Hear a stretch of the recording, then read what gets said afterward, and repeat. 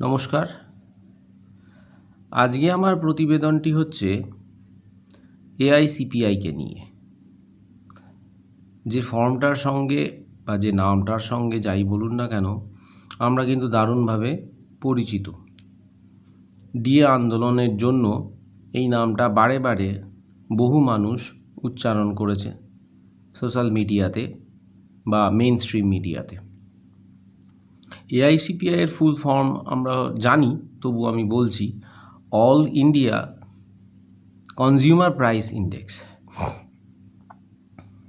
কিন্তু এই এআইসিপিআই নামটা কিন্তু কোনো ব্যক্তিগতভাবে কারোর দেওয়া নয়, অথবা এটা বিগত 10-20 বছরে যে তৈরি হয়েছে তা কিন্তু নয়।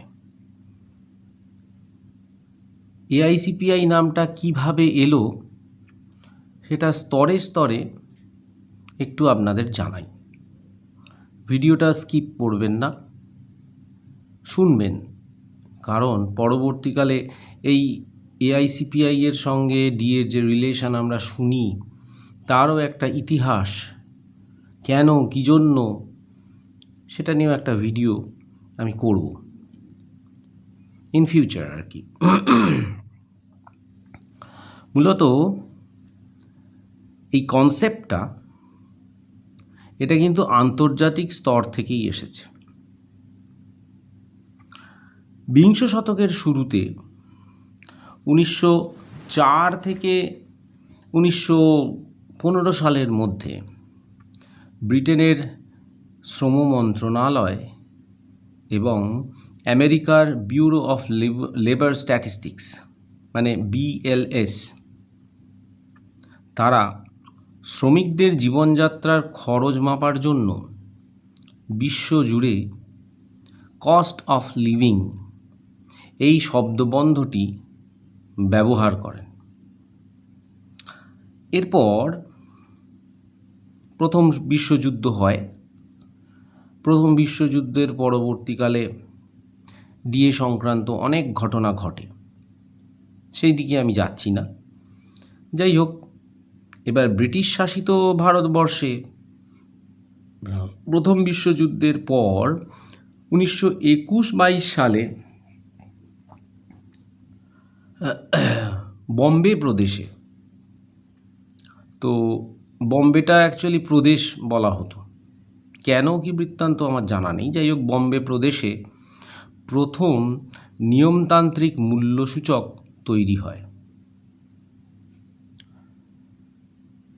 তখন থেকেই কস্ট অফ লিভিং ইন্ডেক্স এই নামটি ব্যবহার করা শুরু করে ইংরেজরা এবং ইরানীয় ব্যবসাদাররা, অর্থাৎ পার্সি যাদেরকে আমরা বলি।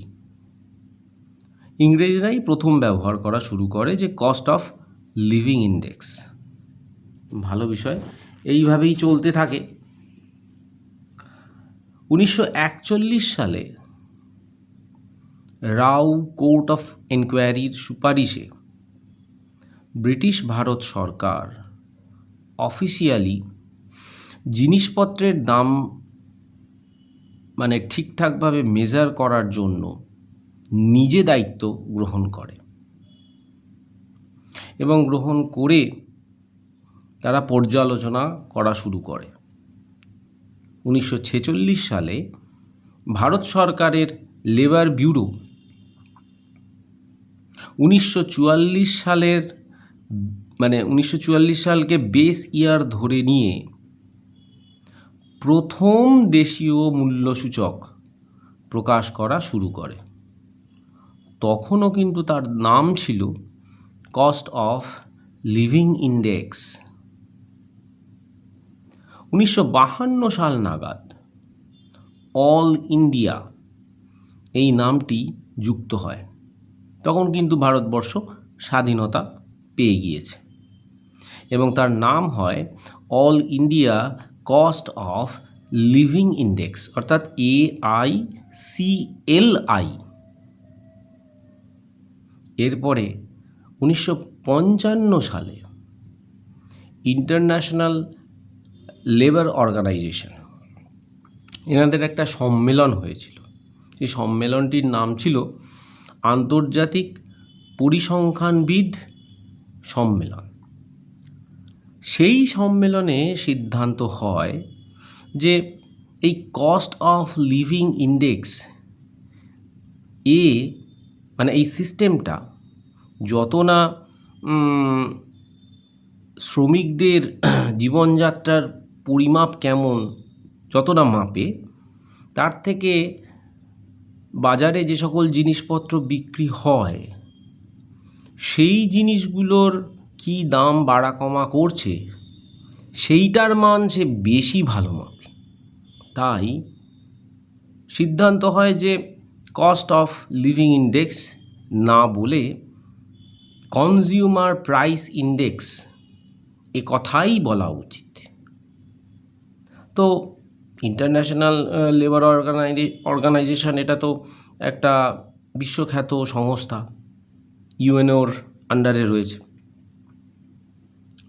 তো যেহেতু 1945 সালে আগেই ভারতবর্ষ দ্বিতীয় বিশ্বযুদ্ধের পর কমলা নেহরুর মাধ্যমে মানে ইউএনওর আন্ডারে চলে যায়, ভারত স্বাধীন হবার আগেই মানে ইউএনওর আন্ডারে চলে যায়, মানে ইউএনওর সদস্য পদ লাভ করে।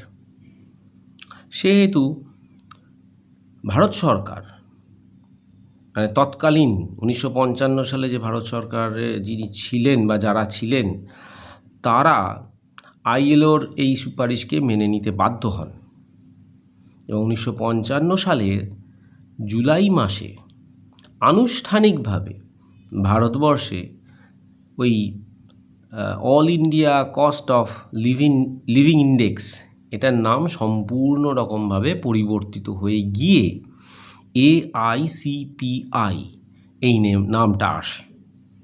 অর্থাৎ তখন ফুল ফর্ম বললে যে all India consumer price index. আশা করি ভিডিওটি ভালো লাগলো। ভালো লাগলে অবশ্যই লাইক দেবেন, আর যদি মনে হয় তাহলে শেয়ার করবেন। নমস্কার।